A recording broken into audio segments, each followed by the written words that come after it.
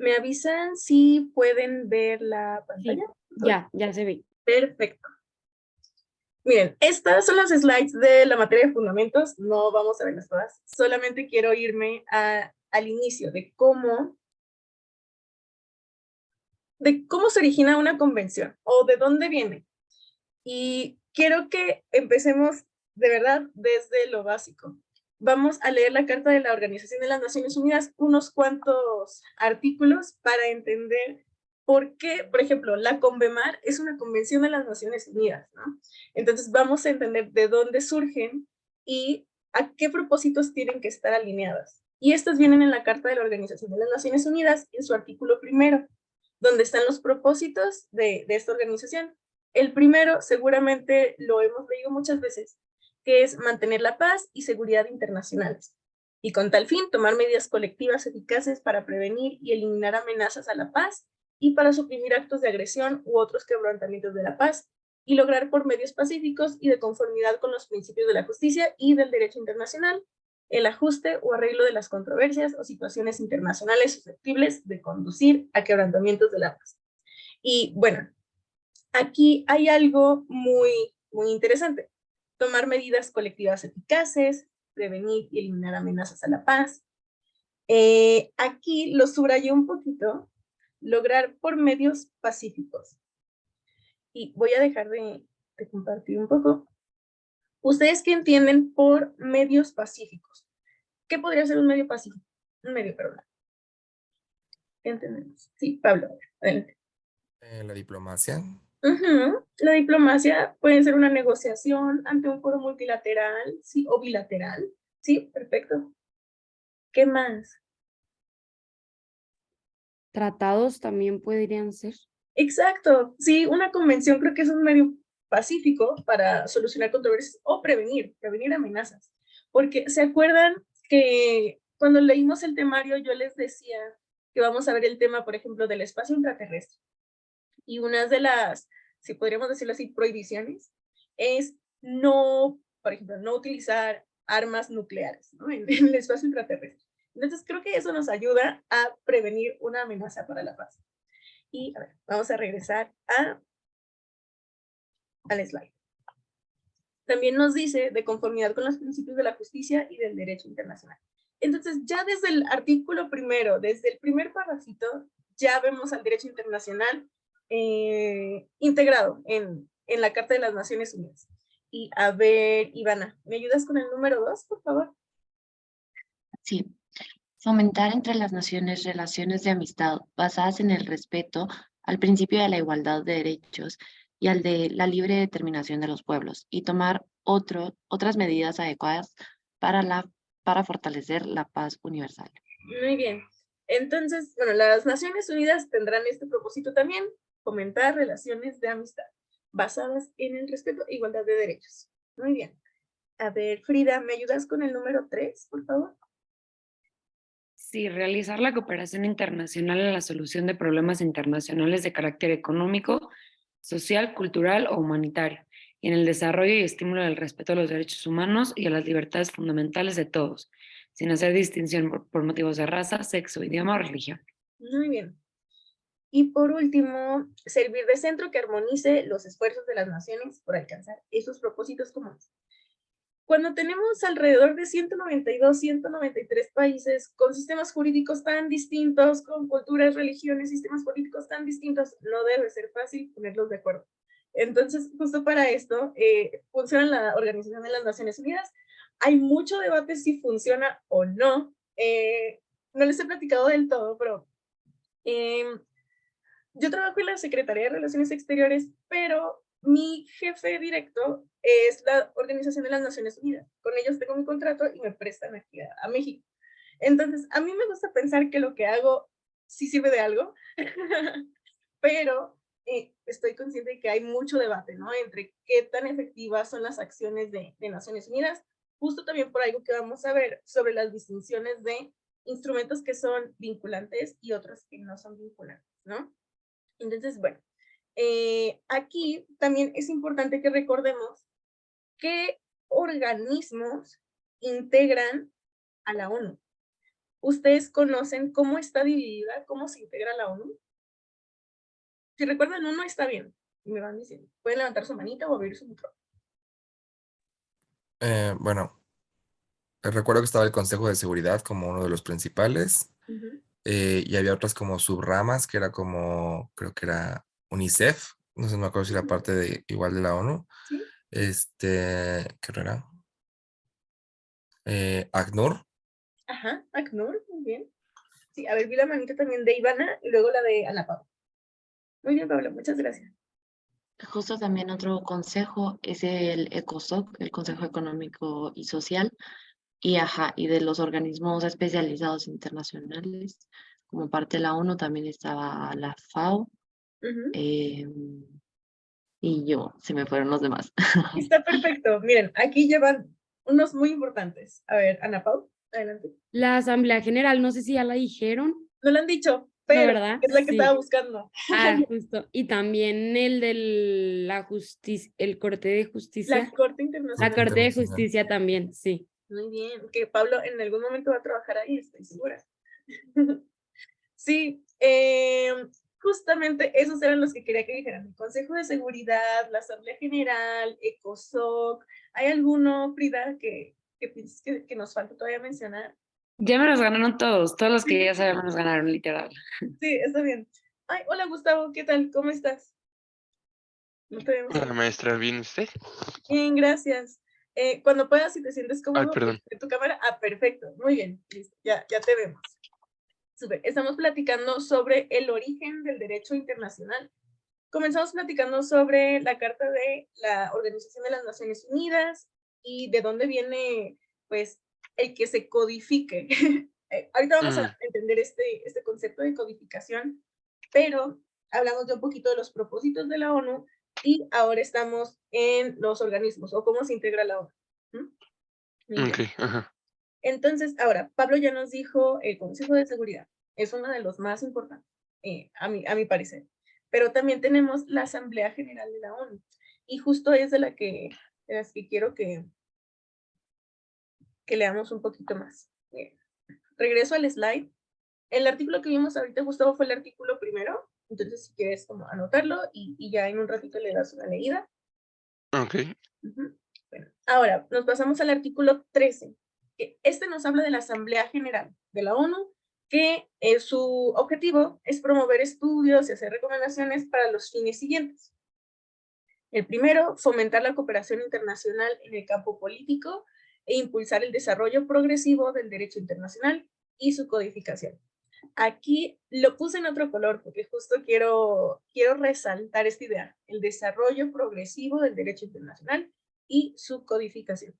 Entonces voy a dejar de compartir mi pantalla porque me gusta verlos y cuando comparto ya no los veo. ¿Ustedes qué entienden por desarrollo progresivo del derecho internacional? ¿A qué les suena? Desarrollo progresivo.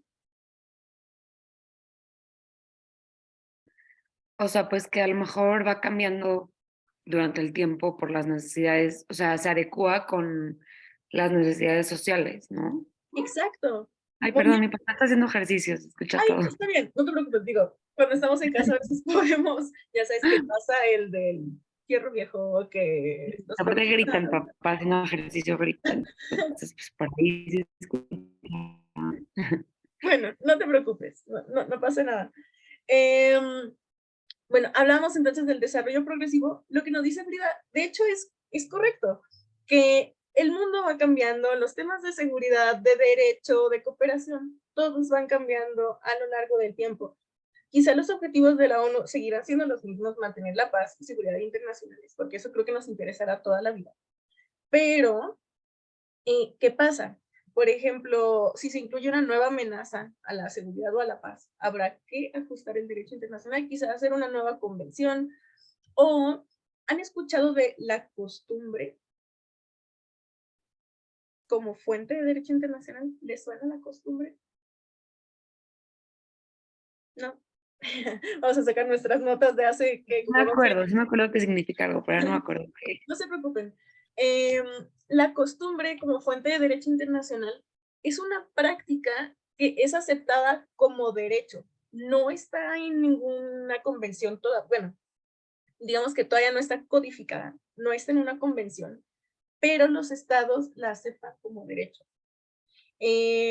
Una de ellas fue el derecho del mar. Hace muchos años, antes de que existiera la CONVEMAR, los estados ya tenían, digamos, establecido y aceptado sus límites territoriales. Por ejemplo, de mi costa hasta 200 millas náuticas sigue siendo parte de mi territorio, es mi zona económica exclusiva. Digamos que ya existía esa costumbre. También podrían hablar del derecho del paso inocente, que pueden cruzar por cerca de las costas sin hacer ninguna escala, no quedarte en el territorio de ese país, no ibas a resultar una amenaza para ese territorio, pero no estaba codificado. Digamos que los estados lo aceptaban y pensaban en ello como derecho, pero no había ninguna convención que lo mencionara. Ay, Ana Paula, sí, no te preocupes, no lo veo en... Ah, es que me acaba de escribir, déjame le digo que no lo ves. Ajá, no me aparece, pero en cuanto entre, lo acepto sin problema. Gracias. Sí, de nada. Entonces, esta segunda parte, donde nos habla de codificación, son pues estos nuevos temas o esos que eran costumbres solamente que ahora se integran a convenciones o a tratados. Entonces tenemos estos dos puntos, el desarrollo progresivo del derecho internacional y su codificación. Nosotros ya conocemos alguna convención, les suena haber escuchado, ahorita ya les mencioné la CONVEMAR, pero conocemos alguna otra del tema que sea, no importa que no esté directamente en el temario de esta materia. Una convención o un tratado también, o un acuerdo, porque luego tienen diferentes nombres.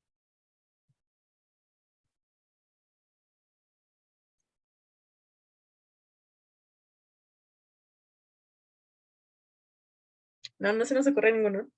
Un tratado, de lo que sea. Les aseguro que lo tienen en la mente y dicen, Belén, creo que este no entra en el tema, pero sí entra. Entonces, díganme. ¿Puede ser la OEA? La OEA. Ajá. La OEA tiene su propia carta, sí.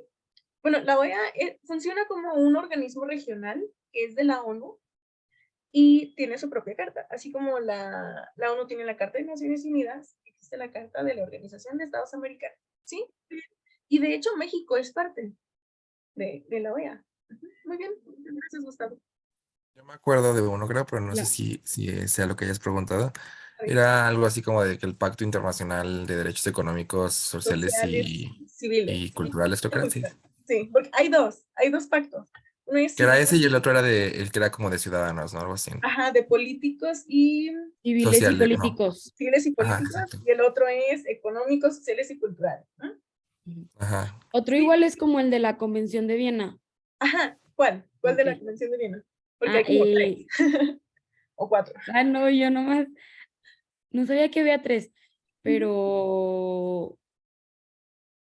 la convención.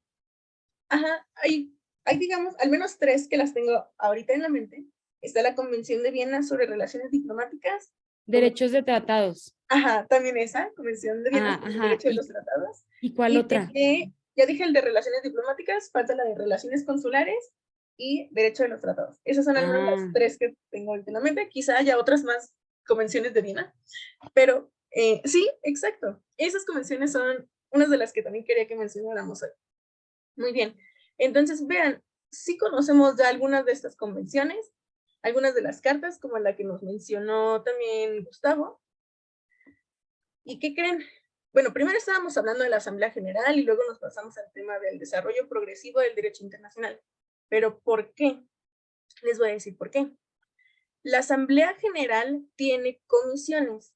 Una de estas comisiones es la Comisión de Derecho Internacional y se fundamenta en el artículo primero, que es el que leímos al inicio de la clase, y el artículo 13 sobre la Asamblea General. Esta comisión tiene su propio estatuto y su objetivo está en el artículo primero de este estatuto, que nos dice que su objetivo es la promoción del desarrollo progresivo de derecho internacional y su codificación. Entonces vemos que se repite con el artículo anterior que leímos sobre la Asamblea General, Y bueno, tenemos entonces una comisión específicamente para desarrollar el derecho internacional. Eso está bastante interesante. Y aquí viene un poco más de datos, no me voy a meter tanto en tema porque esa es otra materia, pero lo que quiero enseñarles son algunas convenciones que han surgido de propuestas elaboradas por esa comisión que está dentro de Naciones Unidas. Una de ellas es la CONVEMAR, la Convención sobre el Derecho del Mar, y también hay un protocolo facultativo. Lo que menciona esta convención es relacionado con el mar territorial, la zona contigua, la zona económica exclusiva y la plataforma continental. Tenemos un tema específico para ver esta convención, pero quiero que ya vayamos teniéndola en cuenta. También hay otra convención bastante importante que es para reducir los casos de apatridia. El ser apátrida o estar en condición de apatridia es cuando una persona no cuenta con ninguna nacionalidad. Entonces, un estado que es parte de esta convención se sujeta a ciertos compromisos. Por ejemplo, aquí, que todo estado contratante concederá su nacionalidad a toda persona nacida en su territorio que de otro modo sería apátrida, así como también que el nacimiento a bordo de un buque o de una aeronave se considerará, según sea el caso, como ocurrido en el territorio del estado cuyo pabellón enarbole el buque o en el territorio del estado en el que esté matriculada la aeronave. Este tema de la apátrida también tenemos una clase específicamente para ello, pero quiero que vean el tipo de materias que han surgido de esta convención. Como decía Ana Pau, justo, aquí están. La Convención de Viena sobre relaciones diplomáticas, sobre relaciones consulares, y también está la del derecho de los tratados, pero no la incluí aquí, pero también surge a partir del trabajo de esta comisión. Y bueno, hasta aquí vamos bien con el origen, bueno, desde Naciones Unidas, y me voy a saltar un poquito a otro punto que es importante, que son las fuentes de derecho internacional. Y estas se encuentran en el Estatuto de la Corte Internacional de Justicia. Esta corte es la más alta corte internacional que existe. Tenemos otras cortes, por ejemplo, la Corte Penal Internacional, que también es importante, pero esta vez solamente temas de derecho penal, ¿no? Pero esta corte, la Corte Internacional de Justicia, tiene un estatuto que nos ayuda a identificar cuáles son las fuentes del derecho. Y quiero mostrarles un slide en la que vienen cada una de las fuentes. En esta materia nos vamos a enfocar más en una en específico, pero denme un segundito en lo que está lista ese slide.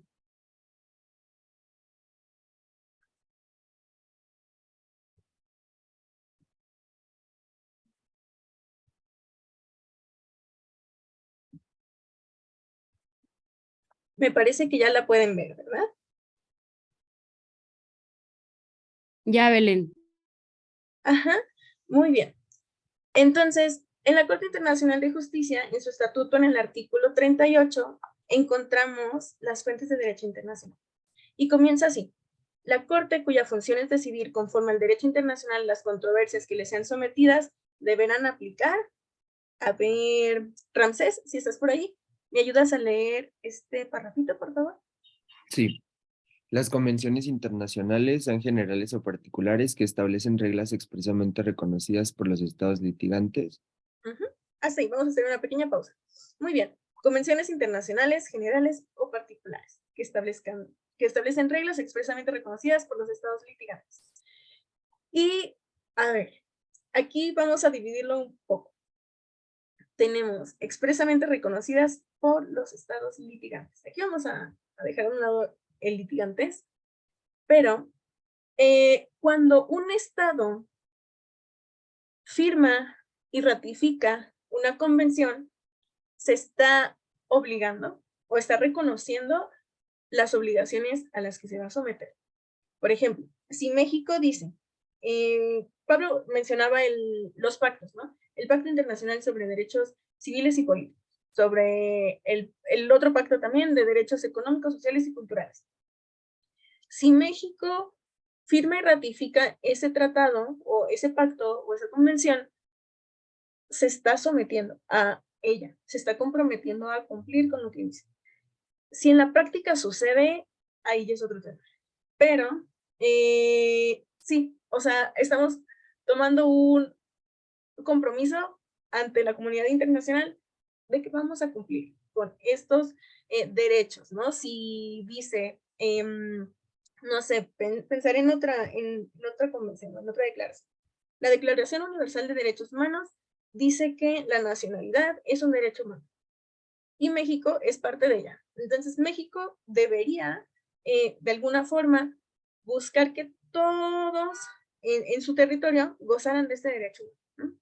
Ha hecho algunas cosas, vamos a platicar de ello, yo creo que la siguiente semana, que es el tema de nacionalidad, pero bueno, eso es importante que sepamos, que cuando somos este concepto de Estado parte, estamos reconociendo compromisos por cumplir con esa convención.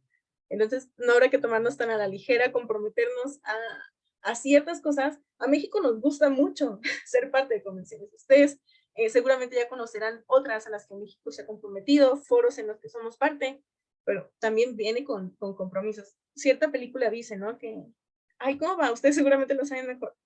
Que con un gran poder viene una gran responsabilidad, algo así.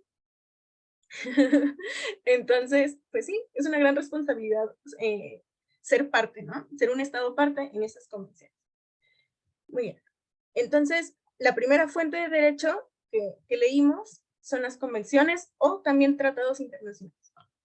La segunda es la costumbre internacional como prueba de una práctica generalmente aceptada como derecho.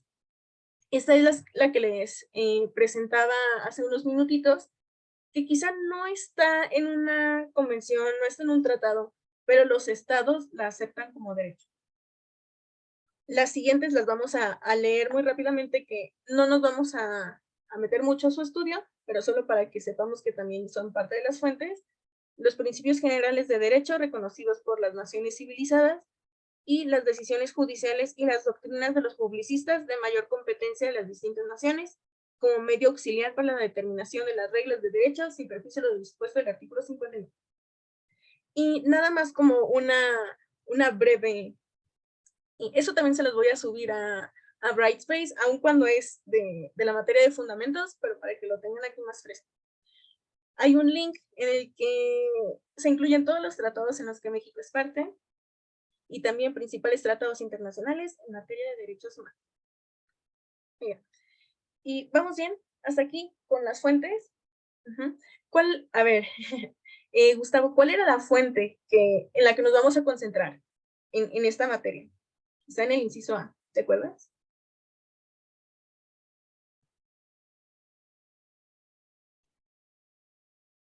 En lo del artículo, ¿no? De la asamblea. Ajá, en la que nos vamos a enfocar Del es desarrollo progresivo. sí, nos vamos a enfocar en las convenciones y tratados. Digamos que en esta clase no vamos a ver tanto el tema de las costumbres, de los principios generales del derecho, pero nos vamos a enfocar en la primera, que son las convenciones. Pero también, muchas gracias, Gustavo. Hay digamos, dos vertientes o dos formas de distinguir algunos instrumentos. Uno son los que son vinculantes y otros los que no son vinculantes. Conocemos ya un poquito de qué trata que un instrumento sea vinculante. ¿A qué nos suena también? O en inglés es binding y no vinculante es non-binding o non... ¿Cómo era la traducción? Vinculante sería como binding. ¿Les suena? ¿A qué se refiere? Vinculantes que sí te da responsabilidades y obligaciones, ¿no? Y no vinculantes que, pues no. Ajá, exacto, sí. Pero aquí quizá podríamos ponerlo como legally binding, porque cuando un instrumento es vinculante, como dice Ramsés, sí estamos obligados a cumplirlo. Puede haber un mecanismo que nos facilite cumplirlos, no por decir que nos obligue a cumplirlos, ¿no? Pero por el otro lado hay instrumentos que son no vinculantes y puedo pensar, por ejemplo, en recomendaciones, resoluciones, en la Asamblea General, o también, por ejemplo, en otros foros, pueden haber resoluciones, por ejemplo, en materia de derechos humanos, que no son vinculantes. O sea que México o algún otro estado aparte no tiene esta obligación, digamos, legal para cumplirla. Pero, ¿qué pasa con las que son no vinculantes? O sea, ya de plano las podemos ignorar o si tendrán algún peso de algún tipo. ¿Ustedes qué opinan?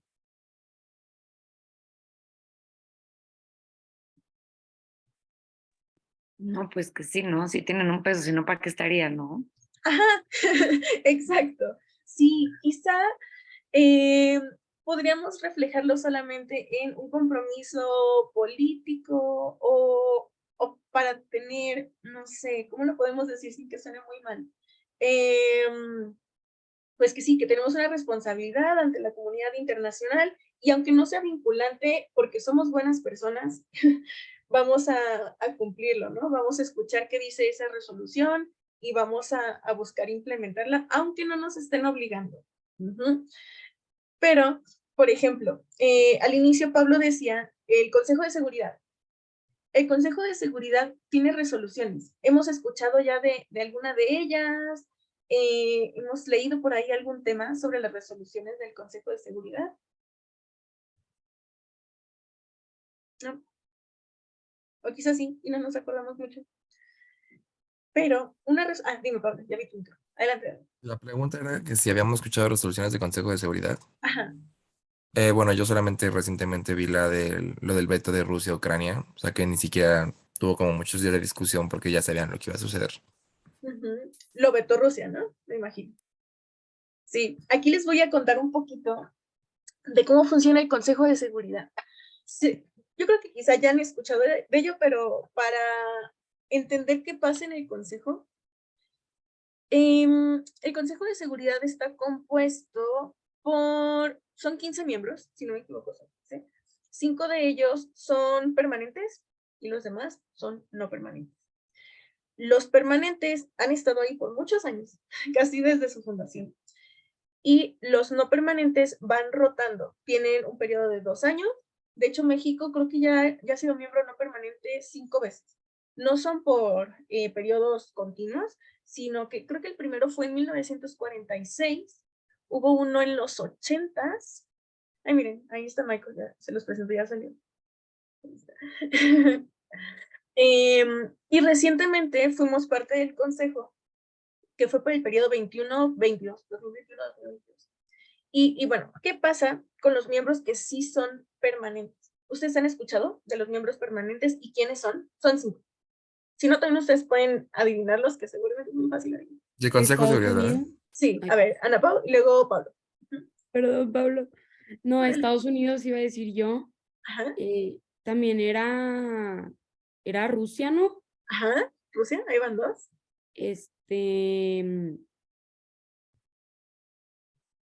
A ver, Pablo. Dale, van 2. Creo que Reino Unido, Francia y China. Y China, muy bien. Son esos. China, Estados Unidos, Rusia, Reino Unido y Francia. Y esos 5 son los miembros permanentes del Consejo de Seguridad. ¿Y qué diferencia tiene un miembro permanente y un miembro no permanente? El miembro permanente tiene el derecho al uso del veto. ¿Y qué quiere decir? Que cuando hay una resolución que para ellos no es correcta, pueden usar el veto y no pasa esta resolución.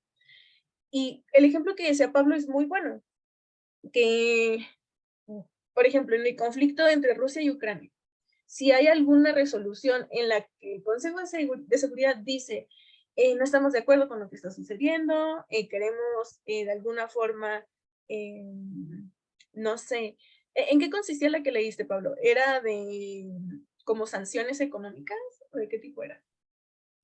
Sí, fueron dos, porque el primero era como acerca de la ayuda humanitaria, creo que cuando recién comenzó, que fue por ahí de marzo, y después era sobre sanciones económicas justamente conjuntas. Sí, exacto. Muchas gracias. Ana Pau, adelante. Yo, por ejemplo, tengo una duda. O sea, si Rusia es uno de los principales que está, o sea, actualmente cómo lo están manejando, porque justo él puede poner el veto, Es lo que ha pasado. o sea, Sí, pero nadie le ha dicho de que no puedes, y lo sigue haciendo. ajá, porque tiene derecho. Sí, justo en el Consejo de Seguridad y en la Asamblea sí se ha abordado la situación del conflicto de Rusia y Ucrania, pero creo que el espacio para negociar con Rusia puede ser muy limitado. Por ejemplo, justo en el tema del Consejo de Seguridad, que pues sí, Rusia puede hacer uso del veto y si no le conviene de alguna forma la resolución, obviamente la va a vetar. Yo Obvio. también lo haría, pero pues, no sé, dime, Nabo, ibas a decir O algo. sea, no, tipo como lo que yo me pregunto es, ¿quién decide que sigue siendo, o sea, un país oficial que pueda poner el veto? O sea, porque no Ah, hay ninguna restricción. Eso es algo que me da conflicto. O sea, si sí, sabemos o sea, su mal uso de poder del país, o sea, ¿por qué lo siguen como permitiendo que, o sea, quién decide si sí sigue siendo o no? sí, esa es una muy buena pregunta. Mira, los miembros permanentes son miembros desde, como les decía, casi desde la fundación de la ONU. Ajá. Entonces, y se llaman permanentes justo por eso, ¿no? Porque ya tienen su silla ahí y digamos como si fueran sindicalizados, ¿no? Que ya va a ser muy difícil que los saquen de ahí. Creo que sí hubo alguna iniciativa, por ahí recuerdo que leí alguna vez, pero seguramente no prosperó, justo, ¿no? Como planteando, pues, qué pasaba, ¿no? O sea, si en este caso Rusia seguía siendo miembro permanente, pues quizá las resoluciones no iban a ser muy efectivas. Favorables. Ajá. Ajá, y de hecho, este no ha sido el primer caso en el que se plantee limitar el uso del veto, porque quizá no podríamos sacar a Rusia como miembro permanente, pero limitar el uso del veto.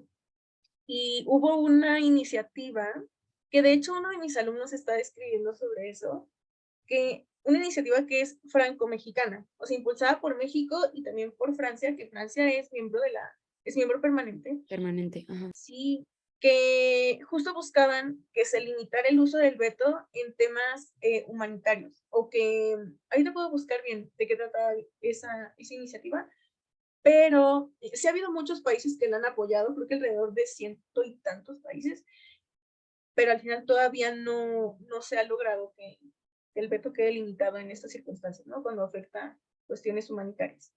Entonces sí hay muchas discusiones sobre ello. Y mira, quizá tú seas la próxima impulsora de esa iniciativa cuando estés en la ONU, porque sí, o sea, el uso del veto puede ser muy grave, no solamente en este conflicto con Rusia y Ucrania, también en la guerra civil, o bueno, el conflicto que ha habido en Siria, también ha habido ahí uso de veto que no, o sea, que se han considerado que no han sido adecuados, pero al final el país tiene el derecho a usar. Entonces, pues bueno, si quieren, luego un día podemos, quizá no estar tan dentro del tema, pero podemos buscar la lista de las resoluciones, qué países han usado el veto. ¿Mm? Muy bien. Entonces, aquí vamos viendo, las resoluciones del Consejo de Seguridad sí son vinculantes, sí deberíamos cumplirlas, pero también hay otras resoluciones o algunos acuerdos que no son vinculantes. Puedo pensar, por ejemplo, quizá en algún acuerdo sobre cambio climático que no sea vinculante, pero aún así México se ha comprometido a cumplir, ¿no? Dentro de, por ejemplo, ¿han escuchado de la COP, la conferencia de las partes? Hubo una a finales del año pasado en Egipto, hace año y medio más o menos hubo otra en Edimburgo, se hace creo que cada 2 años. Y lo que pasa en esta conferencia de las partes, se habla sobre temas de cambio climático. Las naciones se reúnen, los más altos líderes del mundo se reúnen en cierta ciudad para discutir sobre temas de cambio climático. Y podemos asumir algunos compromisos dentro de de esas conferencias. Por ejemplo, México se ha comprometido, aquí va, estoy viendo cómo meterles el tema que vamos a presentar el próximo miércoles del libro, pero México se ha comprometido a reducir emisiones de gases de efecto invernadero para evitar la contaminación, ¿no? O el cambio climático. Dentro de estos compromisos, una de las acciones clave es electrificar el transporte. Dejar de usar tanto transporte de combustión interna que libera una cantidad muy alta de emisiones y cambiarlos por transporte eléctrico. Esa es una de las acciones que México quiere tomar. Pero, por ejemplo, si México está diciendo en la COP, si yo me comprometo a que voy a reducir las emisiones de aquí al 2030. Y ya, sí, todos aplaudimos, ¿no? Sí, bravo, México, muy bien. Pero, ¿habrá algún mecanismo que nos esté obligando? Creo que no. No hemos firmado nada, solamente lo declaramos en una conferencia. Pero también, o sea, no quiere decir que no vayamos a cumplir. O que vamos a decir, bueno, sí, lo dijimos en la COP, pero pues nada más lo dije, no firmé nada. Al final, la comunidad internacional sí tiene memoria. En la siguiente COP nos van a preguntar, ¿cómo vas? ¿Cómo vas con este objetivo que dijiste que ibas a reducir tus emisiones para el 2030? A ver, enséñame un reporte. Ajá, sí, Ivana, por favor, adelante. Sí, justo, o sea, me acuerdo que cuando estaba viendo eso de la COP y así, en una clase de medio ambiente, como que el único que habían establecido de los acuerdos como vinculante era el Acuerdo de París, pero pues aún así habían creado toda una comisión de que para checar eso, pero pues al final, o sea, justo yo creo que no es como que, ay, sí, vamos a hacer la gran sanción, o sea, no, simplemente como que se establecen objetivos y pues los estados partes se supone que lo van a ratificar, pues para ellos sí es vinculante, pero creo que más allá como que no hay consecuencias, o sea, la consecuencia misma es que no lo llegas a cumplir y pues ahí van tus consecuencias, ¿no? Ajá, exacto. Por ejemplo, sí, o sea, si no lo llegáramos a cumplir en el 2030 o en alguna COP o en algún otro foro, nos van a decir, a ver, México, no cumpliste con eso. ¿Qué pasó? ¿Necesitas ayuda? ¿Quieres que los demás nos unamos a ayudarte a cumplir? Y llegue a Estados Unidos, sí, hay que ayudarle a México, ¿no? Entonces, sí, como dice Ivana, quizá no hay un instrumento que nos esté obligando, pero hicimos un compromiso, hicimos una declaración, entonces, digamos que por mantener nuestra buena reputación, nuestra buena imagen, deberíamos cumplir, ¿no? O de buena fe. Nada nos está obligando, pero somos buenas personas y vamos a cumplir con lo que quedamos, ¿no? Muy bien. Hasta aquí vamos bien y con la distinción de que es vinculante, no vinculante. Algo que sí es vinculante, por ejemplo, Ivana ya nos mencionó un acuerdo, también hay tratados. Los tratados internacionales sí son vinculantes, porque un tratado internacional es como un contrato, pero, digamos, entre países, ¿no? Digamos el TEMEC, el Tratado de Libre Comercio entre México, Estados Unidos y Canadá. Aquí, México, Estados Unidos, Canadá, se están comprometiendo a cumplir con ciertas reglas, ciertas normas, ciertos compromisos, y también hay algunos mecanismos para resolver controversias cuando las cosas no están bien. También si uno de los países no está cumpliendo con alguno de sus compromisos, sí hay forma de, pues, de ayudarlo a cumplir, ¿no? De hecho, hubo algunas discusiones recientemente sobre el TEMEC. A los que les gustan los temas comerciales quizá lo han escuchado, pero aquí sí hay una obligación. Incluso los tratados, algunos de ellos pueden mencionar qué pasa cuando uno de los países parte no están cumpliendo, ¿no? Entonces, bueno, un tratado internacional sí es vinculante. Una resolución, por ejemplo, de algún foro, y puede no serla, pero en el caso excepcional, en el Consejo de Seguridad, sus resoluciones sí son vinculantes. Muy bien, ¿vamos bien hasta aquí? Antes de pasarme al siguiente punto. Sí, perfecto, Belén, gracias.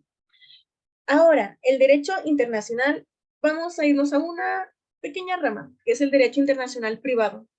¿Les suena a qué se refiere con privado? ¿Quiénes serán parte del derecho internacional privado? Pues, empresas y pues personas particulares, me imagino, ¿no? Exacto, muy bien. las personas físicas como nosotros, Gustavo, Frida, Pablo, Ramsés, Ivana, Ana Pau, Belén, también alguna empresa. Sí, perfecto. Y dentro del derecho internacional privado vemos ciertas materias.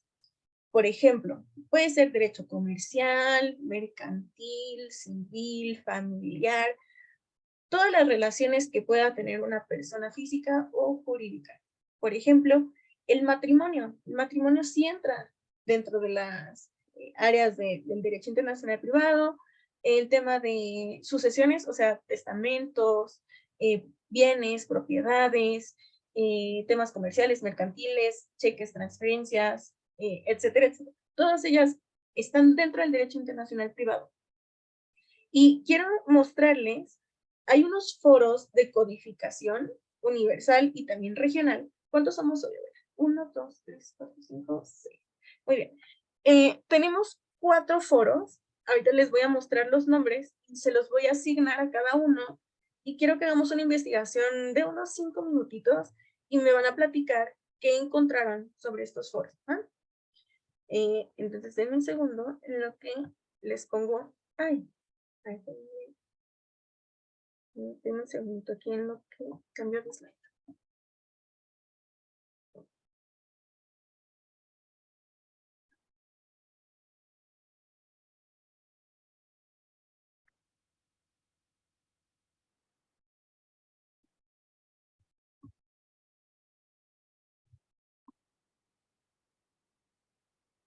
Listo, me parece que ya se puede ver.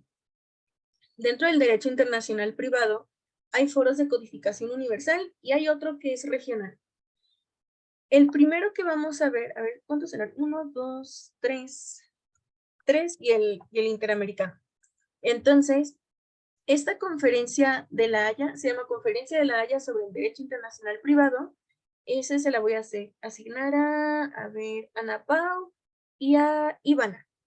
Es esta primerita, Conferencia de La Haya sobre Derecho Internacional Privado.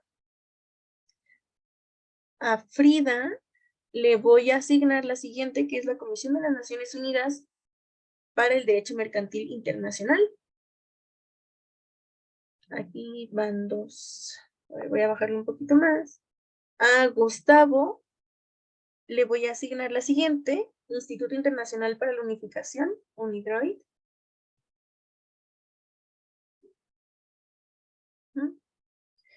Y a Pablo y a Ramsés les voy a asignar la que es del Sistema Interamericano. A ver, si ya los demás chicos ya anotaron el nombre de su comisión o de su instituto, voy a bajar para que Pablo y Ramsés puedan ver la suya. El de Pablo y Ramsés son estas, las conferencias interamericanas sobre derecho internacional privado. En estas, Pablo y Ramsés van a encontrar, creo que son 7, ya se han llevado a cabo 7. Pueden elegir una o dos, por ejemplo, Pablo la 1, Ramsés la 3, como ustedes gusten. Si quieren escribirse por el chat para ponerse de acuerdo. Y lo que quiero que me digan es información en general sobre de qué trata, qué materias del derecho ven, y quizá algunos resultados que encuentren en internet. A ver, Pablo y Ramsés ya lo anotaron también, ¿verdad? Sí. Perfecto, voy a dejar de compartir mi pantalla para verlos otra vez. Sí, no me faltó nadie por asignarle un foro, ¿verdad? Todos tienen el suyo. Perfecto. Bueno, entonces les voy a dar unos 5 minutitos para que hagan investigación. Me voy a poner en mute, pero si tienen dudas, podemos resolverlas. Unos 5 minutitos y me avisan cuando ya estén listos. Una pregunta, estoy investigando y me aparece, ¿son estas las que dicen conferencias especializadas? Ajá, son esas. Ok, porque nada más me aparecen como conferencia especializada y ya al meterme me aparece que es interamericano, pero... Ah, perfecto, sí, con eso.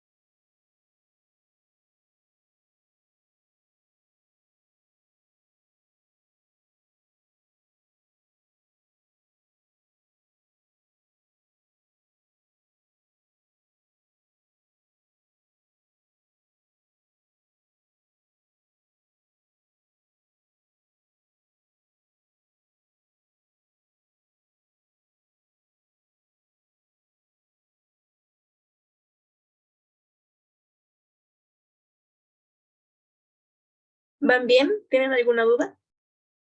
¿O solamente están terminando de leer? Sí, perfecto. Todo bien, gracias, Belén.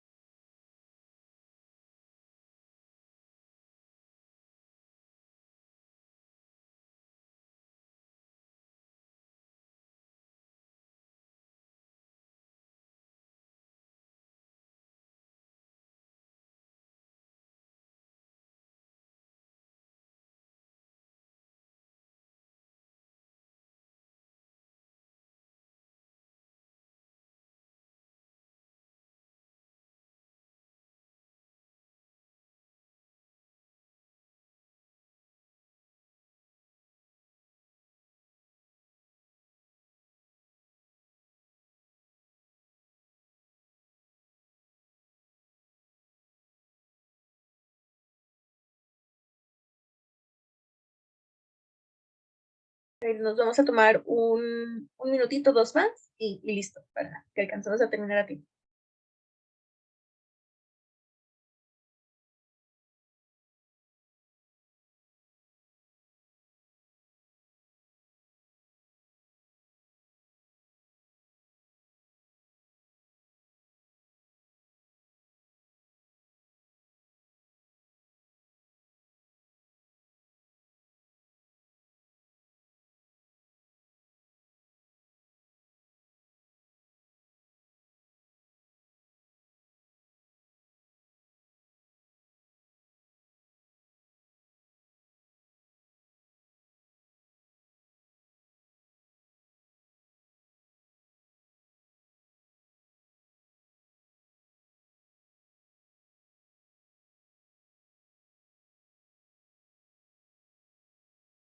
Se podemos ir empezando con la primera, que era la conferencia de La Haya. Esta se la asigné a Ana Pau y a Iván.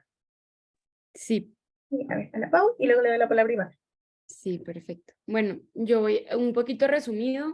La Convención de La Haya fue creada en La Haya, que es en los Países Bajos. Actualmente hay 90 miembros y una organización regional de integración económica, entonces en sí en total son 91 miembros. México está incluido. Cuando la crearon hace 129 años, solamente eran 17 países. Lo que han contribuido es el desarrollo internacional privado, pero no solamente a través de convenios internacionales y así, sino también a través de la aplicación extensiva de los mismos y una influencia ejercida sobre la doctrina, la legislación y la jurisprudencia. Luego, el primer artículo, que fue el que más me llamó, como que me gustó, es que tiene como objetivo trabajar en la unificación progresiva de las normas del derecho internacional privado. Muy bien, la unificación. Y es una palabra que seguramente se van a encontrar como unificación, armonización. Sí, muy bien, excelente. Ivana, adelante, por favor. Muchas gracias. Sí, complementando justo lo que dijo Ana Pau, de que no solo se dedica de que a la negociación, adopción y ejecución de tratados internacionales, también se dedica a actividades post-convenio y como que se me hizo muy interesante esa parte por términos de asesoría, de acompañamiento a los estados, entre otras. Y voy a dar un ejemplo, pero se me hizo muy interesante que uno de los primeros convenios que se estableció fue el convenio sobre la apostilla, que en sí como que facilita como la circulación de estos documentos públicos extranjeros y en sí que se puedan autenticar creo que así se dice, de manera sencilla y práctica, o sea, como para los otros países, ¿no? Como que, y nada, justo estaba leyendo que ha habido como un gran desarrollo en América del Sur, o sea, respecto como a este convenio sobre la apostilla y como que ha creado, o sea, la Conferencia de la Haya ha creado un buen mecanismo como para el apostillamiento de estos documentos. Y bueno, para 2015 solo faltaban de incorporarse Chile y Brasil, Bolivia y Guyana, pero algunos ya estaban como en proceso de aprobación. Entonces creo que se me hace interesante esta parte y hay otros de los convenios también que vale la pena mencionarse, como el convenio sobre el cobro de alimentos, obligaciones alimenticias, sobre protección de niños, convenio sobre el divorcio, como que creo que hay muchos que a lo mejor no nos imaginaríamos, pero son los que lleva pues la Conferencia de la Haya. Sí, muy bien, chicas. Excelentes aportaciones. Las dos dijeron temas que quería resaltar. Uno es la armonización, la unificación del derecho internacional privado. En este caso, cuando los estados forman parte de estas conferencias, buscan que sus legislaciones sean lo más armonizadas posible, o sea, que sean, digamos, similares. Y podemos encontrar temas, pues, bastante fuera de los que estudiamos normalmente, ¿no? Por ejemplo, siempre en RI estudiamos temas de seguridad, de paz, humanitarios, derechos humanos, pero en esta área del derecho vemos también qué pasa con los divorcios, qué pasa, Ivana decía, las obligaciones alimentarias, alimenticias. Y no estamos hablando de los niños en Yemen que están sufriendo hambre. En este momento no estamos hablando de eso. Estamos hablando, espero que no sea nuestro caso, pero sí, quizá conozcan un poco de ello. Cuando ocurre, por ejemplo, una separación, ¿no? Un divorcio, ¿quién se va a quedar con los niños? O si se va a dividir la custodia, o qué porcentaje va a aportar, por ejemplo, el papá de pensión alimenticia. Entonces, ese tema se ven en el derecho internacional privado. Y el que mencionó Ivana también, el de la apostilla, me parece muy interesante y muy adecuado. Seguramente Ivana dice qué bien que exista esto, porque muchas veces si tenemos una vida como en diferentes países, Ivana creo que tienen 3, México y sus 2 nacionalidades, entonces seguramente que haya como una convención sobre la apostilla te facilita la vida y los trámites, ¿no? Recuerdo en Reino Unido y México ya tienen un convenio en el que México no te pide apostillar tu título. Si estudiaste, por ejemplo, a mí me pasó, mi título es de una universidad en Reino Unido y para sacar mi cédula profesional mexicana ya no me pidieron apostillarlo. Y eso fue lo más maravilloso del mundo. Solamente tuve que hacer un trámite más sencillo en la SEP para revalidar mis estudios y todo bien. Pero ya no tuve que hacer, ya saben, esta apostilla, pagarlo, esperar a que quedara lista. Entonces, que haya esos convenios en esa materia, ¿verdad? Sí, sí sirve. Muy bien, muchas gracias, chicas. Ahora me voy con, a ver, el segundo que le pedí, a ver, voy a ponerlo aquí en la Comisión de Naciones Unidas para el Derecho Mercantil Internacional, UNCITRAL. Te lo asigné a ti, Frida. Sí. Adelante. Bueno, pues esta comisión nace gracias a la necesidad ahora sí que de la globalización y del comercio internacional y de los obstáculos que al principio como que generaban las leyes comerciales nacionales. Entonces, pues es prácticamente esta necesidad la que hace que la comisión pues nazca, ¿no? Ujú. Y bueno, lo que prácticamente hace en grandes rasgos es que intenta generar el marco jurídico transfronterizo para que el comercio se facilite, ¿no? Y la inversión internacional sea facilitada. También otro de los objetivos así generales es modernizar y armonizar las reglas del comercio. Esto lo hace por medio de preparación de guías jurídicas y legislativas y justamente vi que también por medio de instrumentos legislativos y no legislativos. Entonces creo que aquí entra el tema que estábamos viendo antes de cosas vinculantes y no vinculantes. Y bueno, esto también lo hacen por medio de como sesiones que tienen a lo largo del año. Una la tienen, la primera que es como la de la misma comisión que es en Viena y las otras las tienen en Nueva York, que se van como, se dividen por temas, ¿no? Entonces, tipo, tienes el grupo uno, que son microempresas y PYMEs, que fue justo la que se me hizo más interesante como para impulsar que estas microempresas y las PYMEs puedan también entrar a este como marco globalizado y este marco de comercio internacional que es el que pues, prácticamente rige hoy en día. Y bueno, tienes tipo el grupo 2 que es el arbitraje y conciliación, arreglo de controversias.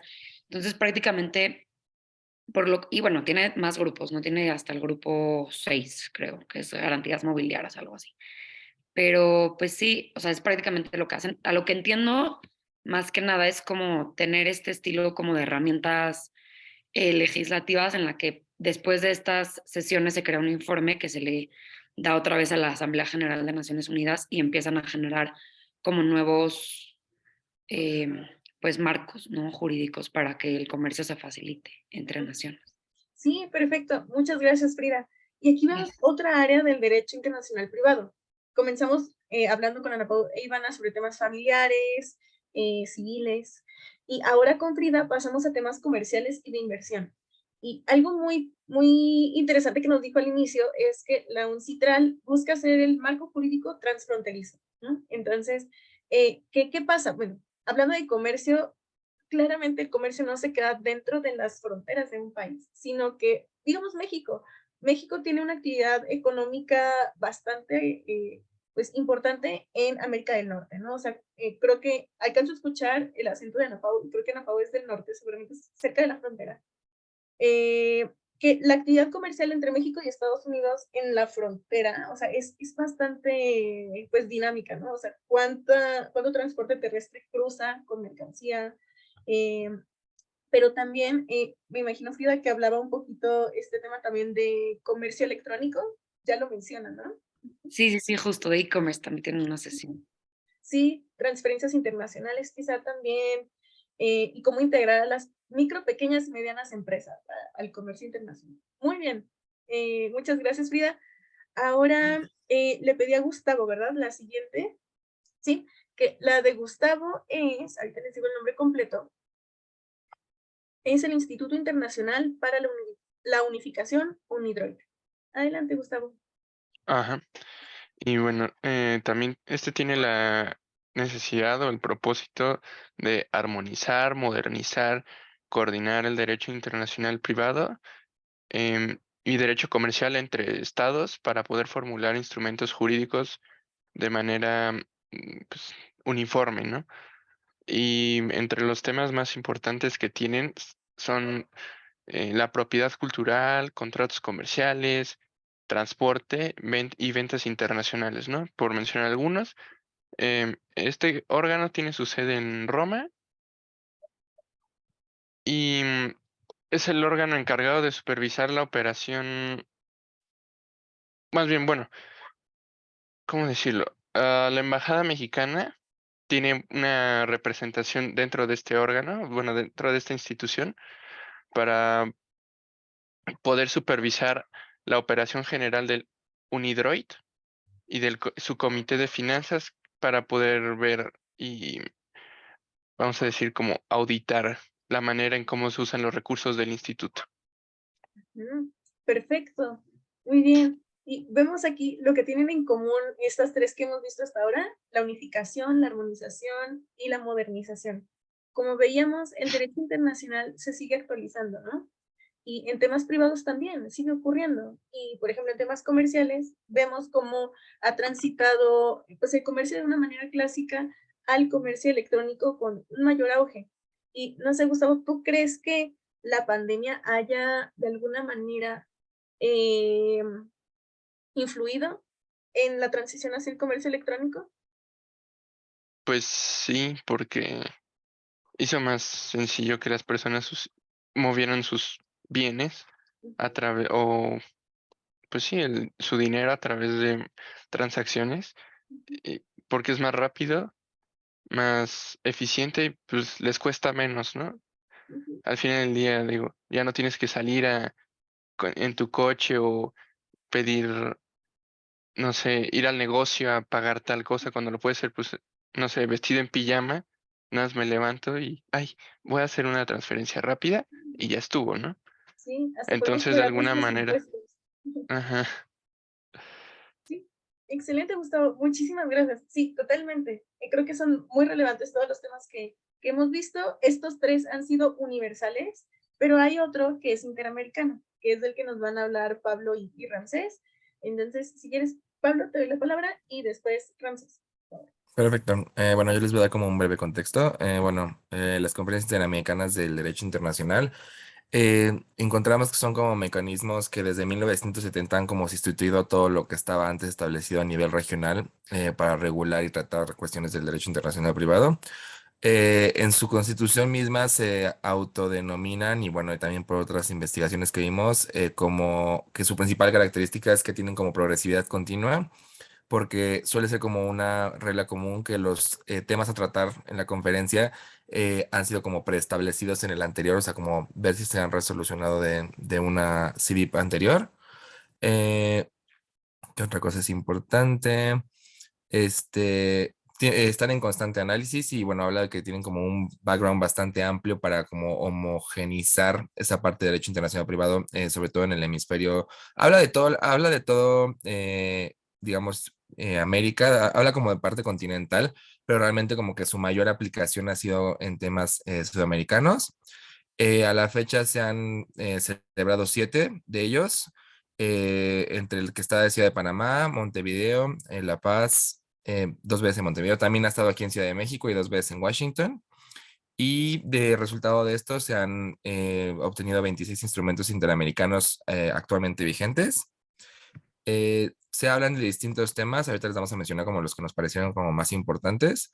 Y otra cosa importante es que el antecedente de estos CDIPs se encuentran desde hace como 100 años en el Código Bustamante, que fue establecido como el primer intento de homogeneizar el derecho internacional privado en el continente.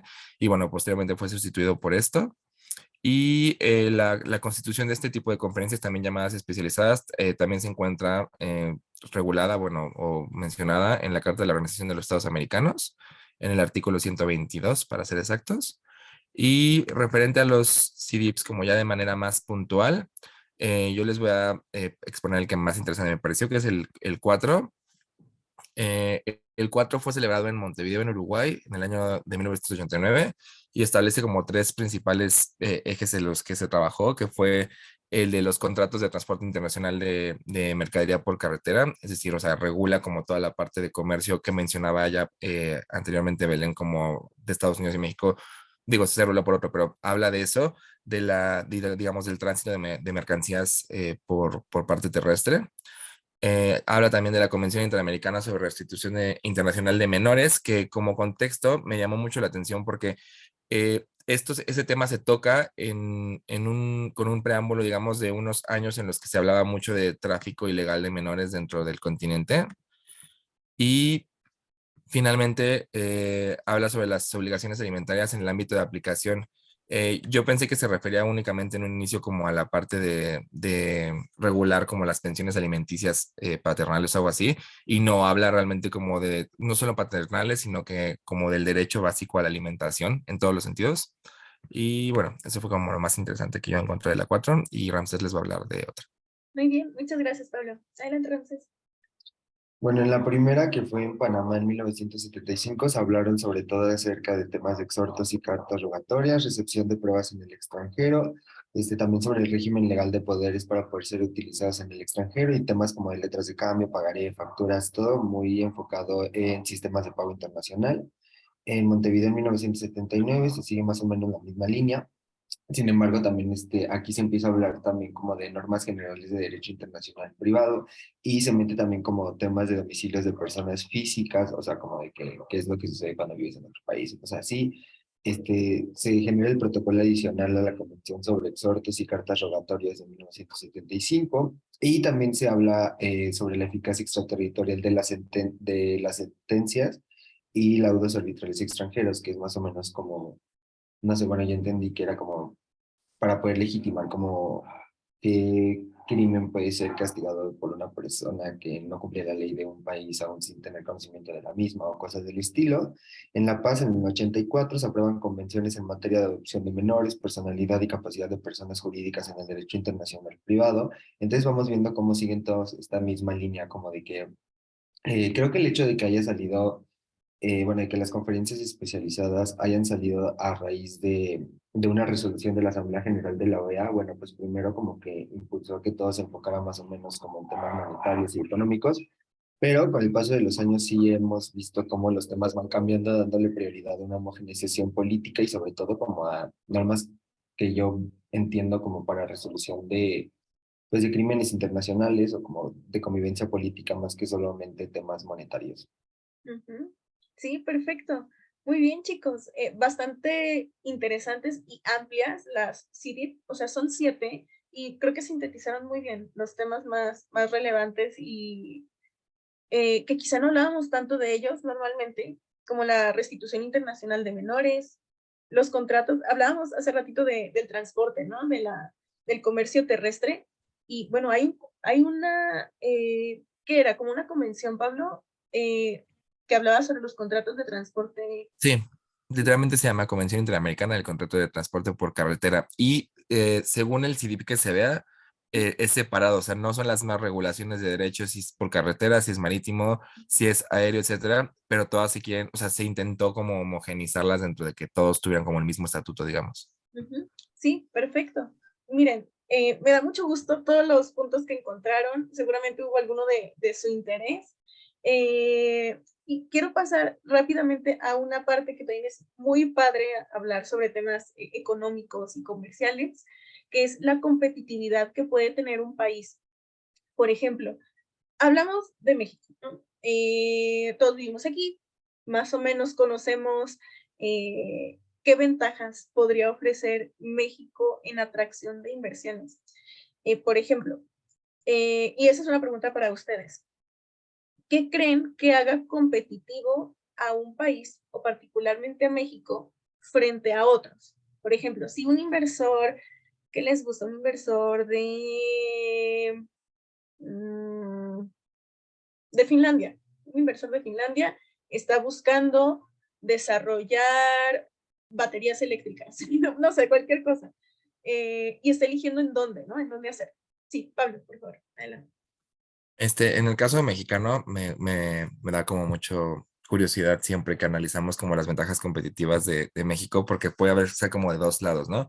Del lado como digamos políticamente correcto mencionarlo sería como, no sé, la facilidad de obtención de recursos que el país ofrece, el exceso de mano de obra que hay, y digamos que la posición geográfica para la distribución podría ser, ¿no? O sea, la posición geográfica le da como muchas ventajas. Y de la parte como, pues no tan linda, pero que también es real, pues bueno, la legislación interna que es como salarios en exceso bajos, niveles de corrupción que permiten como permisos. No lo quiero mencionar como que lo estoy sacando yo.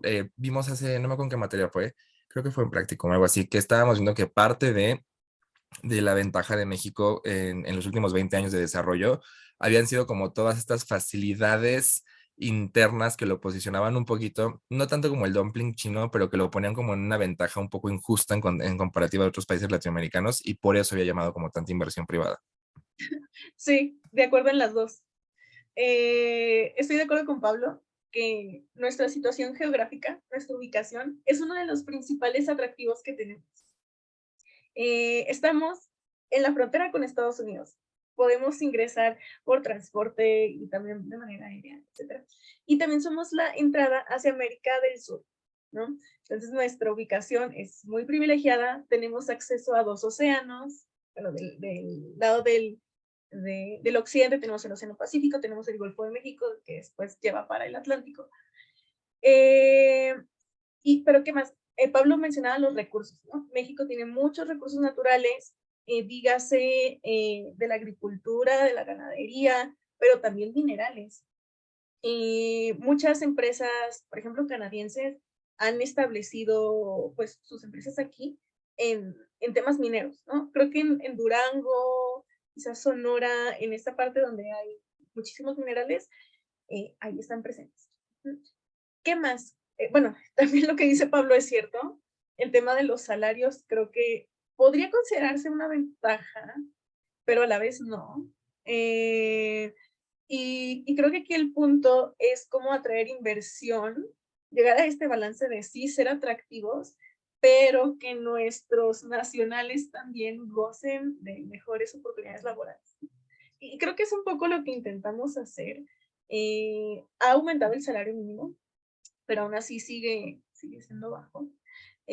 Pero pues, ahí va. Vi una manita, pero la bajaron y ya no vi quién era. Era Frida, ¿verdad? Sí, ya sé. Adelante, Frida. No, que justo otra cosa que yo, o sea, yo ahorita trabajando en la oficina comercial de Israel, que prácticamente nada más tratas con gente de Israel, bueno, en este caso, que intenta traer sus soluciones tipo a México. Algo que me di cuenta mucho es que México también está como muy, como primerizo todavía en temas de tecnología avanzada, ¿no? Y países en los que ya son aplicadas estas tecnologías, ya no les interesa como exportar allá, ¿no? O sea, Estados Unidos ya a lo mejor no es como un market tan, o sea, como un mercado tan viable. Entonces, aquí en México, que por ejemplo, todo el tema de ciudades inteligentes, México se está metiendo muchísimo al tema de ciudades inteligentes. O sea, Jalisco, por ejemplo, es de los estados que más le está invirtiendo a ciudad inteligente. Y muchas de las tecnologías que están alrededor del mundo por eso quieren venir acá, porque todavía no están aplicadas. Siento que a lo mejor también es un punto. Sí, excelente, Frida.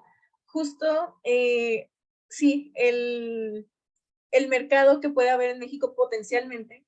Hay un documento, se los voy a mandar aquí por el chat, ya nos estamos quedando sin tiempo, pero se los voy a mandar aquí unos links. Igual en la siguiente clase los comentamos rápidamente. Bueno, uno de ellos es este proyecto que se llama el Atlas Prospectivo Territorial e Industrial de la Atracción de Inversiones. Yo estuve en ese proyecto, pues hasta, pues todavía estoy un poco en ello, ya me dividieron áreas en la oficina, pero lo que hacemos con este proyecto es impulsar sectores prospectivos. Esto quiere decir que quizá ya hay una base actualmente, México ya tiene potencial, pero hay más potencial en el futuro. Y no está incluido el que mencionaba Frida, bueno, quizá de alguna forma, pero creo que el área de tecnologías sí es un sector prospectivo para México, que tenemos potencial futuro, ¿no? Y que quizá en las universidades, en Jalisco, en el caso que menciona Frida, hay universidades bastante importantes. Está la Universidad de Guadalajara, la Autónoma de Guadalajara, está el ITESO, el TEC de Monterrey, Campus Guadalajara, que están desarrollando estas carreras del futuro también, ¿no? Que quizá todavía no somos potencia en esa materia, pero que podemos serla, ¿no? Y vamos capacitando a nuestro capital humano, que esa también es una de las ventajas competitivas que tiene México, su capital humano. Nosotros somos una de las ventajas competitivas que tiene el país, que tenemos más jóvenes preparados, que hablamos más de un idioma, ya saben, que tenemos ciertas capacidades que a otros países les interesaría invertir y que nosotros trabajáramos en ellas. Muy bien, ¿algún otro punto que quieran incluir en la competitividad? Les voy a mandar el otro link que les debo. Bueno, les voy a mandar dos más. Uno porque les quiero presumir a uno de mis alumnos, que a ustedes también los presumiré en un futuro. Bueno, primero este link, el segundo, el que dice GovMX, que dice Grupo de Trabajo para la Electrificación del Transporte, es el proyecto que estamos haciendo ahora en mi oficina. Y lo que buscamos, México ya es potencia en el sector automotriz. Seguramente Ana Paula lo sabe, en Coahuila hay muchísima industria automotriz. Sí, de hecho mi papá era CEO de una de ellas. Sí, ahorita me dices quién, porque trabajamos mucho, mucho con ellos. Trabajamos mucho con General Motors. No sé si se... No era no, es autopartes, más bien. Autopartes. Ajá, las autopartes se crean en esta empresa y las mandan a General Motors, Mercedes, todos, literal. Sí, sí, justo entonces en Coahuila hay muchísima actividad en la industria automotriz, en Nuevo León, también en el Bajío, en Aguascalientes, Jalisco, San Luis Potosí, Zacatecas. Entonces, bueno, México ya es potencia en la industria automotriz, pero buscamos que en la transición hacia la electrificación del transporte, que cada vez habrá más coches eléctricos, e incluso también transporte público eléctrico, se busca que México siga siendo potencia y que no nos quedemos atrás. Entonces, de este segundo link es del que va a salir el libro publicado el miércoles. Les enseñaré, ahorita no tengo copias aquí, pero luego me traigo una de la oficina y se las enseño, y les decía que ojalá me den chance ahí en la oficina de llevarme unos a la biblioteca o algo, para que puedan revisar. Y vamos a hablar un poquito más de ese tema en la siguiente clase, pero también nada más les presumo a uno de mis alumnos, hablando de este tema de la electrificación, que seguramente ustedes también me ayudarán en algún punto. En este último link es de un periódico que se llama El Sol de Cuernavaca. Me dan unos espacios como 1 o 2 al mes, y uno de mis alumnos del semestre pasado, quizá lo conozcan, se llama Fernando me ayudó a hacer este artículo, lo escribimos juntos y hablamos sobre el potencial que tiene México en la electrificación del transporte. Luego lo abren, quizá lo conozcan, pero bueno, vamos a hablar más de ese tema de competitividad y de comercio y de qué forma México puede ser más atractivo para la inversión. En la siguiente clase nos tomaremos unos minutitos al inicio y después comenzaremos con el tema de nacionalidad. ¿Les parece bien? Y terminamos justo a tiempo. Excelente. Perfecto, mil gracias, Belén. Y ya les tomé lista con sus participaciones, entonces quédense tranquilos, ya está ahí. Y voy a subir este video a Brightspace para que sus compañeros puedan revisarlo, y si ustedes también tienen alguna duda, me pueden escribir. Voy a subir una actividad, esta no va a ser para ustedes, es solamente para los chicos que no pudieron asistir a esta clase, ¿verdad? Va, perfecto. Gracias, Mil gracias, Belén. Gracias, Bonito fin de Belén. semana. Gracias. Gracias, bonito fin. Gracias.